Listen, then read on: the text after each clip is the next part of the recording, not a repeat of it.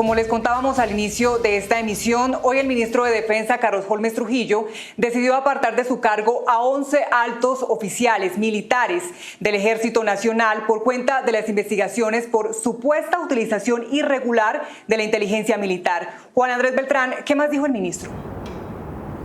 Así es, pues el ministro también señaló que estas investigaciones iniciaron en enero de este año, luego de que se hicieran públicas este empleo irregular de la inteligencia militar, como lo ha denominado él. También dijo que la inspección del Ejército y el Comando General de las Fuerzas Militares desde esa época inició una investigación y ofició tanto a la Procuraduría como a la Fiscalía para lo de su competencia. Y aunque no reveló los cargos de los 12 oficiales que hoy salen del Ejército Nacional, nosotros pudimos constatar que en los 12 estarían al menos 2 generales del Ejército. Los detalles a continuación.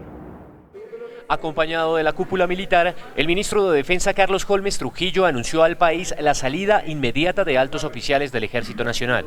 Hoy se apartarán del cargo y se retirarán del servicio activo 11 oficiales. Asimismo, un brigadier general solicitó su retiro voluntario del servicio activo.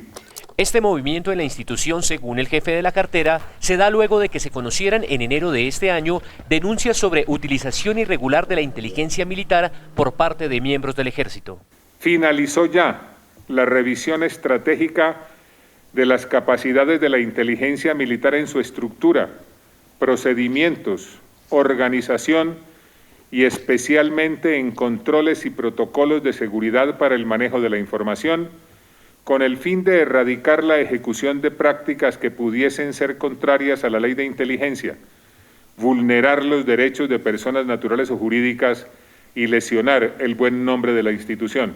Trujillo también indicó que desde que se conocieron las denuncias, el Comando General de las Fuerzas Militares y la Inspección del Ejército iniciaron las investigaciones e informaron a la Procuraduría y a la Fiscalía. Respetuosos de los procesos de investigación, y en aras de garantizar el debido proceso y la presunción de inocencia, el Ejército Nacional ratifica que tomará acciones inmediatas frente a las decisiones que vayan adoptando los entes judiciales y de control. Y también se hicieron en su momento movimientos al interior del Ejército. Se realizaron cambios en la estructura de mando del Ejército Nacional, estados mayores, direcciones y unidades operativas para dinamizar y mejorar operaciones y los procesos de inteligencia. Aunque el ministro de Defensa no reveló los nombres de los oficiales retirados del servicio activo, Noticias Caracol conoció que entre ellos estaría el general Eduardo Quirós, quien hasta mediados del año pasado se desempeñó como jefe de contrainteligencia del Ejército y quien está siendo investigado por presuntos hechos de corrupción por parte de la Procuraduría.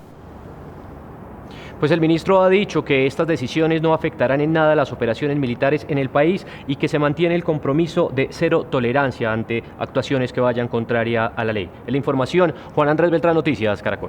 Gracias, Juan Andrés, por ese reporte. Y es que esta decisión del Ministerio de Defensa y la cúpula militar coincide con la revelación de un nuevo escándalo que salpica a la inteligencia militar.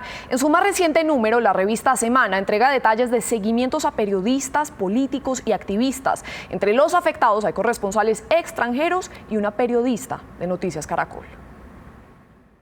Las carpetas, así titula la revista Semana el artículo que publicará mañana, donde revela pruebas de la forma como el Ejército puso en marcha un plan de seguimiento informático contra periodistas de Colombia y Estados Unidos y contra dirigentes políticos, generales y sindicalistas.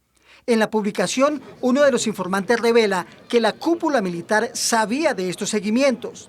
Esta especie de espionaje informático ocurrió entre febrero y comienzos de diciembre de 2019, cuando comandaba el ejército el general Nicasio Martínez, quien renunció a su cargo en diciembre.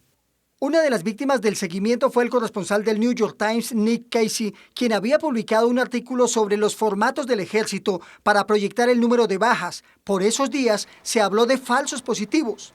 Según este artículo, el Batallón de Ciberinteligencia organizó una carpeta con datos de la vida privada del periodista, teléfonos, reuniones, fotografías y contactos. Esa revelación la hizo a Semana uno de los oficiales que participó en el seguimiento. La orden de los mandos del BACIP, Caimí y Casi fue que por instrucciones de mi general había que conseguir todo lo que se pudiera sobre el periodista gringo, especialmente porque se consideraba que, por lo que publicó, estaba atacando a la institución y en particular a mi general Martínez. Por lo menos 130 personas fueron seleccionadas para el espionaje. En la lista aparecen Juan Forero, periodista del Washington Post, fotógrafos, un reportero de Blue Radio, el entonces secretario de la Presidencia de la República, Jorge Mario Eastman, y la periodista de Noticias Caracol, María Alejandra Villamizar, de quien reunieron información privada, teléfonos y hasta las infracciones de tránsito. También registran entrevistas de la comunicadora que le hizo al ELN. Un hecho grave que revela Semana es el origen de los dineros usados para estos trabajos ilegales. Algunas unidades involucradas recibían ayudas económicas de una agencia de inteligencia extranjera. Parte de esos recursos terminaron siendo utilizados para adquirir las herramientas para espiar las actividades de ciudadanos estadounidenses, en particular periodistas. La revista Semana publicará mañana sábado todos los detalles que rodearon el seguimiento informático de los organismos de inteligencia de las fuerzas militares.